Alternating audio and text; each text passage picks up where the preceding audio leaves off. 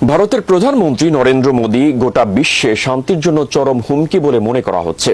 ভারতের প্রতিবেশী দেশগুলোকে রয়ের মাধ্যমে অস্থিতিশীল করে তুলছে দেশটি। শুধু তাই নয়, গোটা বিশ্বে সন্ত্রাসের বীজ বপন করে চলেছে ভারতের প্রধানমন্ত্রী নরেন্দ্র মোদী। এমন পরিস্থিতিতে কি করবে বিশ্ব সম্প্রদায়? বিস্তারিত মোহাম্মদ সোহাগ বিশ্বাসের রিপোর্টে।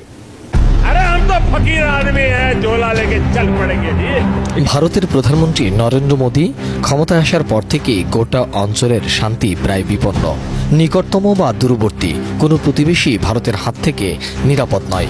ভারতের সন্ত্রাসী কার্যকলাপে সবচেয়ে বেশি ক্ষতিগ্রস্ত হয়েছে পাকিস্তান ও বাংলাদেশ। ভারতের মনোবল এখন এতটাই বেড়েছে যে তারা এসব কর্মকাণ্ডের কথা প্রকাশ্যেই বলে বেড়ায়। इस चुनाव में ये अंबानी अडानी से कितना माल उठाया है।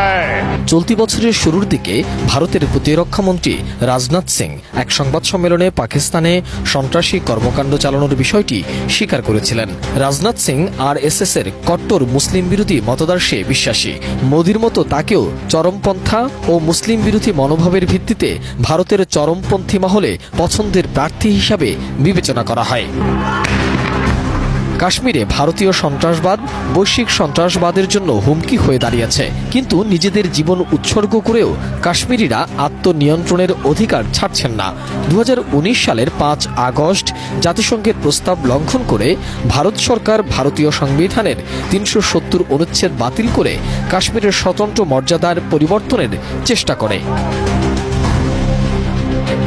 দশকের পর দশক ধরে লাখ লাখ সৈন্য কর্তৃক কাশ্মীরি জনগণের উপর অমানবিক নৃশংসতা ও হত্যাকাণ্ড চালিয়ে আসা ভারত সরকারের অপমানজনক পরাজয়ে প্রমাণিত হয়েছে যে কোনো অঞ্চল কিছু সময়ের জন্য সন্ত্রাস, গুলি এবং জবরদখলের মাধ্যমে দখল করা যেতে পারে, কিন্তু স্থায়ীভাবে জনগণের কণ্ঠরোধ করা যায় না।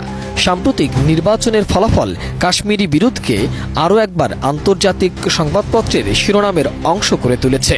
এমনকি বাংলাদেশের প্রধানমন্ত্রী শেখ হাসিনা বাংলাদেশ থেকে ক্ষমতাচ্যুত হয়ে ভারতে আশ্রয় নিয়ে ভারত সন্ত্রাসবাদের বড় প্রমাণ হিসাবে নিজেদেরকে জাহির করলেন।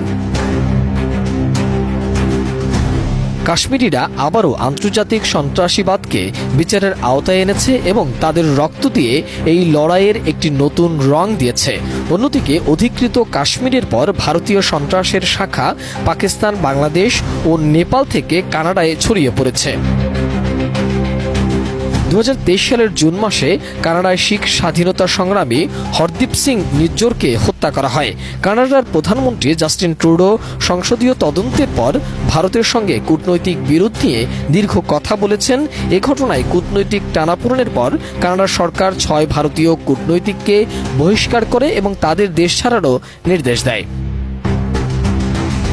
ভারতের সন্ত্রাসবাদ শুধু কানাডাতেই সীমাবদ্ধ নয়।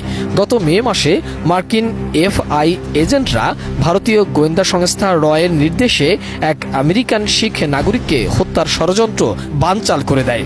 নভেম্বরে মার্কিন আদালতে দায়ের করা অভিযোগপত্রে বলা হয়েছে, গুরুপদ বন্ত নামে এক মার্কিন নাগরিককে হত্যা করার জন্য এক ভারতীয় এজেন্ট নিখাল গুপ্তকে $1,00,000 দিয়েছিলেন। বিশ্বনেতারা মনে করছেন মোদির জানা উচিত নেতৃত্ব বন্দুক, বিস্ফোরণ, হুমকি ও সন্ত্রাসবাদের মাধ্যমে আসে না, আসে শান্তির বাস্তব অভিব্যক্তি থেকে। মোদির ভারত আগেও বিশ্ব শান্তির জন্য হুমকি ছিল এবং আজও একটি বড় হুমকি হয়ে আসছে। বিশ্ব নেতাদের অবশ্যই এর পথ বন্ধ করতে হবে, অন্যথায় যে কোনো সময় বিশ্ব শান্তির হুমকির মুখে পড়তে পারে বলেও মনে করছেন বিশ্ব নেতারা।